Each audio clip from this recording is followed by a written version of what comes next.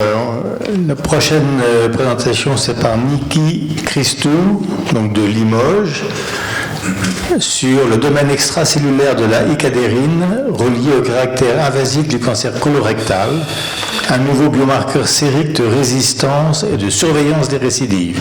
Alors là aussi, le train Limoges-Paris ne marchait pas, mais Pascal Bourret va nous faire tout de suite une liaison. Limoges est une des villes les plus isolées de la France.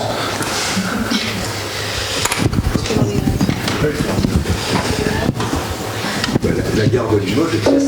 Oui, très.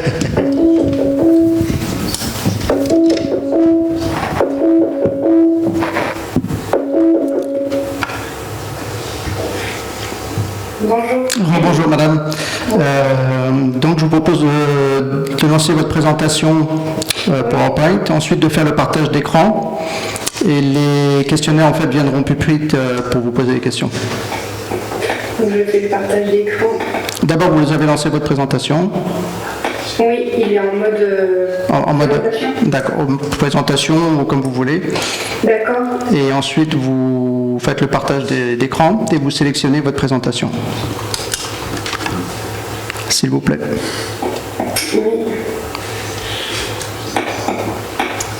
On va faire un petit tutoriel. J'ai déjà fait. Comme on dit.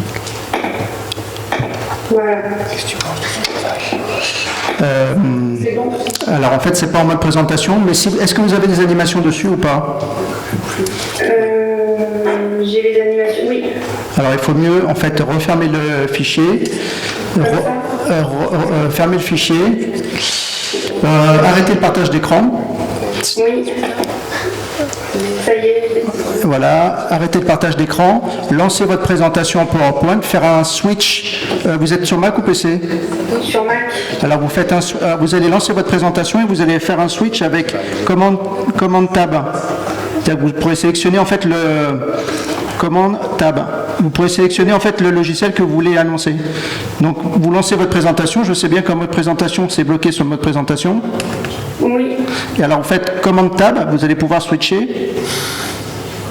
Vous allez revenir sur... Je vous écoute. Et tab, c'est où que ça se situe? Tab, c'est juste en haut à gauche, le troisième bouton du bas sur la gauche.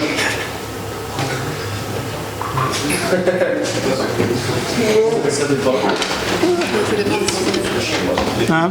Ah, vous n'êtes pas le même style de clavier que le mien peut-être. Non, ça ne doit pas être ça. Alors relancez votre présentation. Oui. S'il vous plaît. Ensuite vous retournez sur Hangout. Ah, mais il faut que je fasse échappe. Oui. Pas spécialement, si vous faites commande tab. Ou vous pouvez sélectionner. En fait vous êtes en grand écran sur PowerPoint. Oui, c'est ça. Alors il faudra enlever le grand format. Vous faites échappe. Essayez de faire échappe. Oui, c'est bon. Et relancez, tant pis pour les animations, hein, si vous ne pouvez pas. Oui. Donc vous relancez votre présentation sans le mode présentation. Oui, ça je l'ai pour moi. Voilà, vous faites un partage d'écran. Oui. Vous sélectionnez votre présentation et vous allez faire slide par slide. Ne vous inquiétez pas, tout va bien se passer. Et on va le faire. C'est bon, normalement. Alors là, par contre, c'est moi. Voilà. Et là, vous pouvez peut-être même le lancer, en fait. Ben voilà, c'est parfait. C'est bon. C'est parfait. Je vous remercie, madame. Donc, bonjour à tous, monsieur le président, madame et monsieur les modérateurs. Donc Niki Christou, chef de clinique en chirurgie digestive au CHU de Limoges. Et je voudrais tout d'abord vous remercier de me laisser l'opportunité de vous présenter mon travail de thèse de science relative à la caractérisation des cellules initiant le cancer colorectal et la mise en évidence d'un biomarqueur à la fois pronostique et de surveillance pour les sujets traités de ce type de pathologie, à savoir le cancer colorectal. J'ai effectué l'ensemble de ce travail au sein du laboratoire 3842 de la faculté de médecine de Limoges. Comme vous le savez tous, le cancer colorectal est le premier des cancers digestifs. Il touche à peu près les gens en moyenne à l'âge de 45 ans et la plupart de la prise en charge se base sur la chirurgie, mais selon le stade, de nouvelles thérapeutiques se sont présentées et selon également le stade, le pronostic varie et on aura un pronostic défavorable lorsque nous serons au niveau des stades métastatiques avec une survie relative à 5 ans d'environ seulement malheureusement 5%. Dans ces derniers stades métastatiques, il y a de nouvelles thérapeutiques qu'on appelle des thérapeutiques ciblées qui ont été mises au point. Malheureusement, il existe encore à peu près 30% de récidives et de résistance. Et une des hypothèses à l'heure actuelle de ces récidives et résistances serait la présence de cellules initiant le cancer colorectal. En fait, ces cellules seraient à l'origine du cancer et elles seraient, dans un modèle de xénotransplantation, à l'origine du processus tumoral et elles proviendraient en fait de la transformation des cellules souches saines à la base des cryptes intestinales en cellules initiant le cancer colorectal. Elles ont des caractéristiques communes avec les CIC saines, à savoir des divisions asymétriques, une possibilité d'autorenouvellement, une multipotentialité et un caractère d'indifférenciation ou stepness avec des marqueurs d'indifférenciation. Elles présentent, comme je viens de le dire également, des résistances naturelles aux chimiothérapies conventionnelles. Récemment, on a de nouvelles propriétés qui ont été mises en évidence sur ces CIC, cellules initiant le cancer colorectal. Elles sont soit quiescentes ou activées. Et en fait, au sein de mon Master 2, initialement, on a essayé de mettre en évidence ces cellules initiant le cancer colorectal à partir d'une méthode de tri un peu particulière qu'on appelle la SDFFF pour Sedimentation Fixed Fractionation, qui est une méthode basée sur les propriétés biophysiques intrinsèques des cellules qui a permis sur des cellules sur des cellules de cancer colorectal de lignée humaine de stade avancé, HCT116 et WIDR, de mettre en évidence ces CIC dans différents types de fractions. Et on a pu mettre en évidence qu'il existait deux sous-types de CIC dans ces lignes de stade identiques avancées. Et en fait, dans chacune des fractions évoluées, on avait soit des CIC activées ou quiescentes pour l'une et l'autre, et certaines étaient chimiosensibles, d'autres étaient chimiorésistantes. On a continué à les analyser ex vivo et in vivo, et on a pu mettre en évidence également qu'elles étaient différentes, ces deux sous-types, par rapport à la mise en évidence d'un marqueur un peu particulier, la eukadérine. Donc un dénominateur commun, mais des variations d'expression pour deux sous-types de CIC. On a voulu donc continuer à caractériser cette eukadérine qui, pour rappel, correspond à une glycoprotéine transmembranaire codée par le gène CDH1 qui est à l'origine du processus métastatique grâce à la transition épithélio-mésenchymateuse. Mon travail de thèse de science est donc basé à continuer la caractérisation de ce biomarqueur, la eukadérine, et de savoir si c'était un bon marqueur à la fois pronostic et de surveillance du cancer colorectal. Je me suis tout d'abord basée sur une analyse in vitro sur des lignées cellulaires de cancer colorectal humain avec des stades précoces SW480 et 620 et des stades avancés WIDR et COLO205, à la fois une analyse sur culot et sur agent cellulaire avant et après application de la chimiothérapie conventionnelle dans le cancer colorectal, à savoir le 5-fluoracil. En parallèle, j'ai effectué une étude de la eukadérine sur une cohorte de patients opérés de cancer colorectal entre mars 2011 et avril 2014, que ce soit pour des tissus ou du sérum de patients. Et nous avons analysé l'expression de la eukadérine full length, mais également au niveau des domaines intra- et extracellulaires, ce qui nous a permis de publier au sein de Journal Cancer Research and Clinical Oncology. D'un point de vue méthodologique, nous avons effectué des protéomarées qui analysaient l'expression de la eukadérine sur son versant extracellulaire, ici en violet, mais aussi de western blot avec des anticorps reconnaissant la partie extracellulaire de la eukadérine en violet, mais également la partie intracellulaire en orange. On a effectué aussi des analyses par immunohistochimie avec un anticorps qui cible la eukadérine dans sa totalité full length de poids moléculaire de 120 kg d'alcool. Concernant les résultats, tout d'abord au niveau in vitro sur les pilocellulaires, en haut à gauche, une analyse tout d'abord par protéométrie globale, où on voit en fait qu'après traitement par 5-fluoracil, on avait une diminution de l'expression de la eukadérine, et en particulier de manière significative pour la lignée SW620, qui est une lignée de stade précoce. On a continué à caractériser cela avec le western blot. On avait une eukadérine qui se présentait sous sa forme full length à 120 kg d'alcool. Et là, on avait une expression à peu près stable, quelle que soit la lignée cellulaire. On a continué cette caractérisation avec un anticorps qui ciblait la partie intracellulaire, ici en orange, en bas, et on se retrouvait avec une eucadérine full length, également à des formes clivées à 55 et 35 kilodaltons.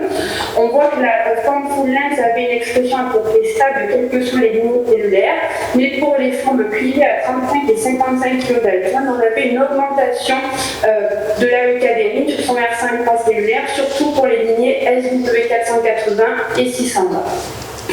On a continué l'analyse cette fois-ci au niveau des surnageants, tout d'abord avec une méthode globale ELISA, et on voit qu'après traitement par 5-fluoracil, on a une augmentation de l'expression de la eucadérine significative, surtout pour les lignées SW480 et 620. On a continué à mieux caractériser cela par un western blot qui ciblait la partie extracellulaire, en haut à droite, en violet, et on avait une seule forme qui sortait à 55 kilodaltons, avec une expression très importante à plus de 10 à 9 pour la normale, pour les lignées avancées, pour le 205 et WIDR, et pour la lignée seule SW480.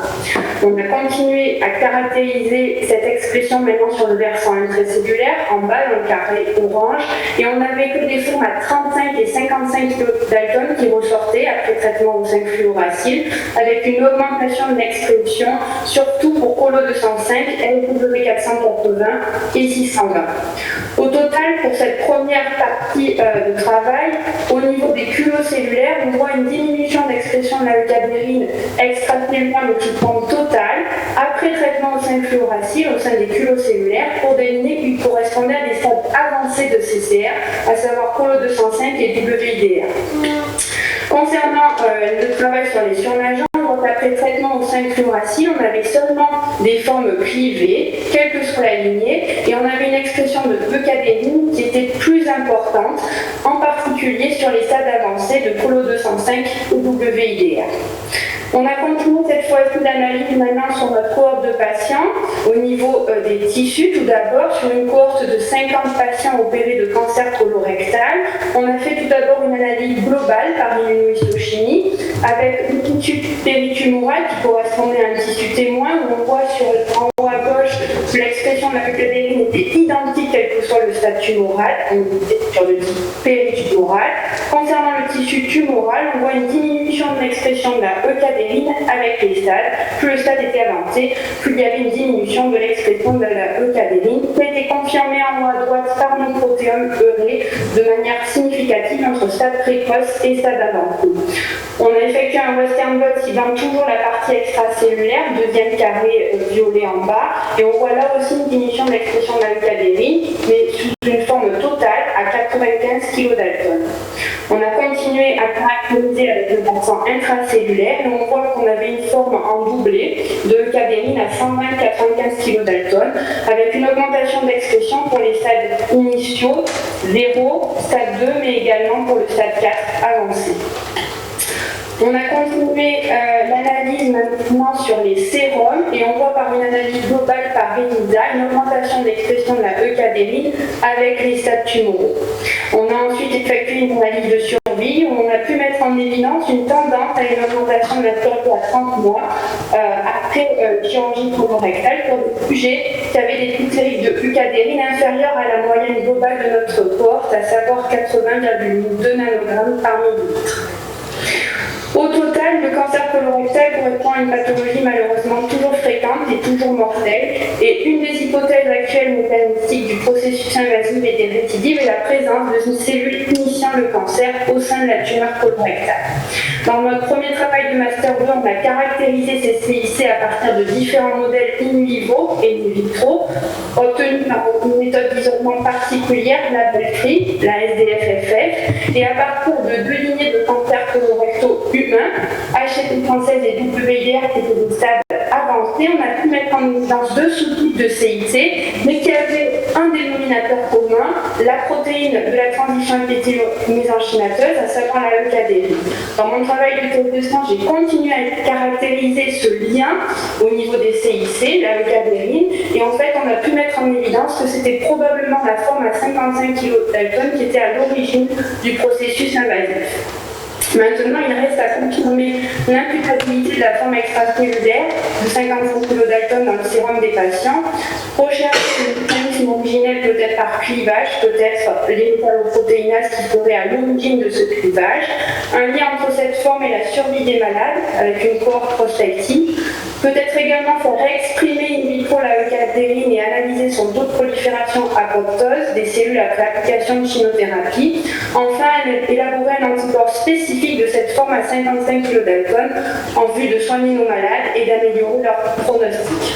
Je vous remercie de votre attention et je remercie tout particulièrement l'ensemble de mon équipe, le A3842, qui m'a permis de mener à bien ce travail de thèse de science. Je vous remercie de votre attention.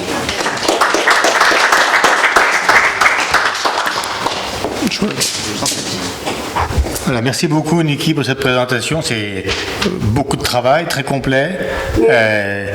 Est-ce qu'il y a des questions dans l'audience? Il y a quelques spécialistes du cancer colorectal, par exemple. Non? On ne retrouve pas ces cellules dans les carcinoses péritonéales? Non, justement, c'est ce que je disais. On n'a pas travaillé sur ça et ça n'a pas été un point de départ. Micro. Devant. Je disais que justement ces CIC, nous on n'a pas travaillé sur ça au sein de notre laboratoire et ce n'est pas quelque chose qu'on a retrouvé dans la carcinose, dans ces métastases diffuses péritonéales. Après on est vraiment sur l'analyse nous de la métastase du primitif. Niki, est-ce qu'il y a d'autres exemples de CIC comme ça dans d'autres types de cancers que j'ai bien identifiés et qui puissent... Alors, nous, dans le laboratoire, une partie de notre équipe travaille sur le glioblastome, mais on a pu mettre en évidence aussi par la FFF les cellules initiant le cancer de glioblastome, oui. D'accord, oui. Et à part glioblastome et cancer colorectal, non, moi c'est vraiment un sujet que je connais mal.